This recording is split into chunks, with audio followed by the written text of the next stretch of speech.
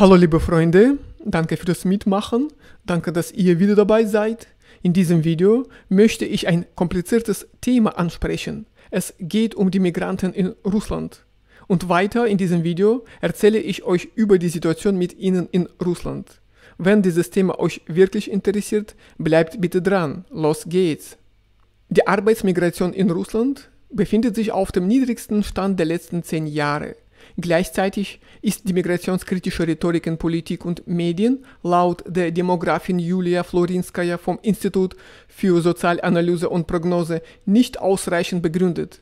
Die führende Expertin auf diesem Gebiet erklärte, wie viele Migranten tatsächlich im Land sind, ob man auf sie verzichten kann und warum viele Russen gegenüber Zugewanderten skeptisch sind. Florinskaya bezeichnet die Debatte um Arbeitsmigration in Russland als künstlich geschaffen. Migranten stoßen bei vielen auf Ablehnung und migrationskritische Aussagen finden in der Bevölkerung Anklang, so die Expertin. Sie führt die Ängste der Bevölkerung unter anderem auf den Terroranschlag im Konzertsaal Krokus zurück.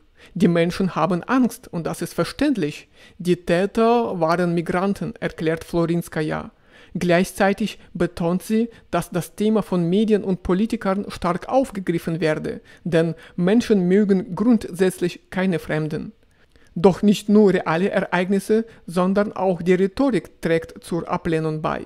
Dabei ist die Zahl der Arbeitsmigranten aktuell auf einem Tiefstand. Wie viele Migranten leben in Russland?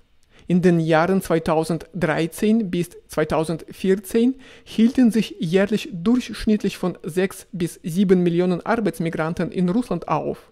Heute sind es nur 3,5 Millionen, so Florinskaya. Seit 2015 nahm die Zahl kontinuierlich ab. Das lag am Wirtschaftseinbruch und dem Anstieg des Dollarkurses. Gleichzeitig wurde das Migrationsrecht verschärft. Der Zugang zum Arbeitsmarkt wurde komplizierter und teurer, was die Zahl der Migranten verringerte. In den letzten Jahren habe sich auch die Zusammensetzung der Herkunftsländer verändert.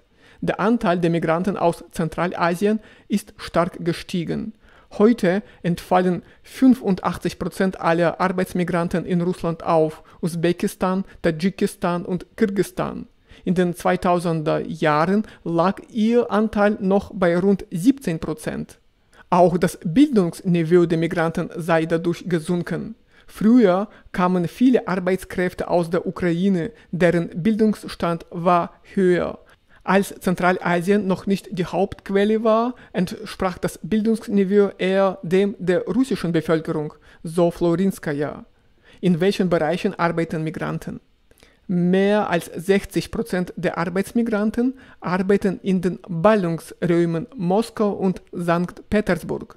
Die meisten zieht es nach Moskau und in die Region.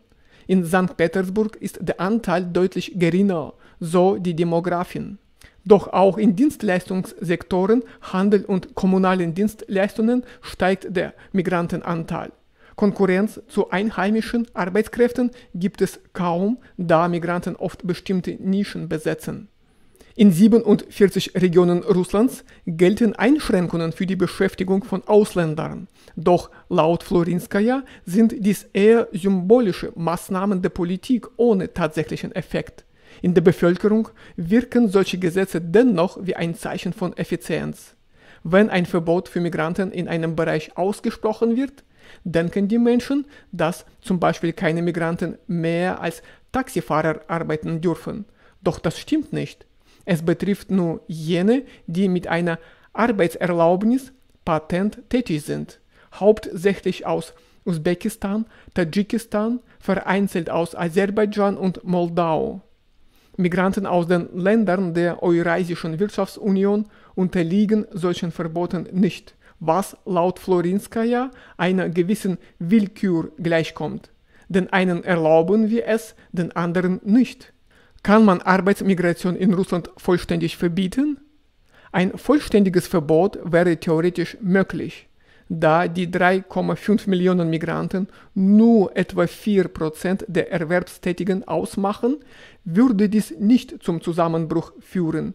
In Städten wie Moskau könnte es jedoch zu Schwierigkeiten kommen. insbesondere in Bau- und Dienstleistungen. Russland versucht zwar, Arbeitskräfte aus anderen Ländern wie Nordkorea zu gewinnen, doch laut Florinskaja wird Zentralasien auf absehbare Zeit nicht ersetzt werden können. Der Anteil aus Zentralasien verändert sich nur langsam, etwa 1 Prozentpunkt pro Jahr. 2022 kamen 97% der Migranten aus GUS-Staaten, 2023 waren es 96%, 2024 sind es 95%. Vor der Pandemie 2019 lag der Anteil von Migranten aus dem fernen Ausland bei 8%, heute nur noch bei 5%. In den kommenden Jahren wird die Migration aus Zentralasien auf ähnlichem Niveau bleiben, schätzt Florinskaja. Sie wird vielleicht langsam sinken, aber es gibt viele Einflussfaktoren. Die Bevölkerung dort wächst schnell, vor allem die junge Generation. Doch trotz der wirtschaftlichen Entwicklung gibt es dort nicht genug Arbeitsplätze. Wird Arbeit in Russland unattraktiver? Ein Trend sei bereits erkennbar. Arbeit in Russland wird für viele weniger attraktiv. In Usbekistan etwa ist der Lohnunterschied zu Russland nicht mehr so groß, besonders in den Städten.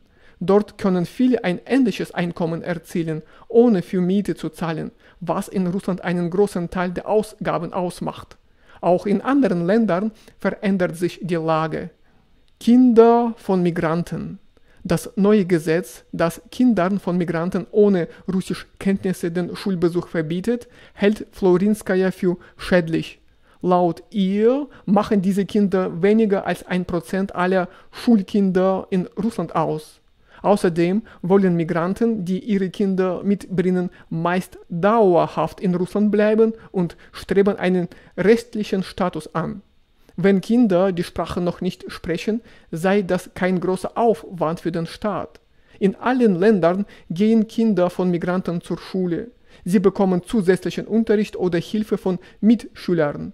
Das erste Jahr ist schwer, aber dann geht es schnell besser, so Florinskaja. Sie erinnert daran, dass Russland Menschen anzieht, die traditionelle Werte teilen, auch wenn diese Menschen teilweise kaum Russisch sprechen.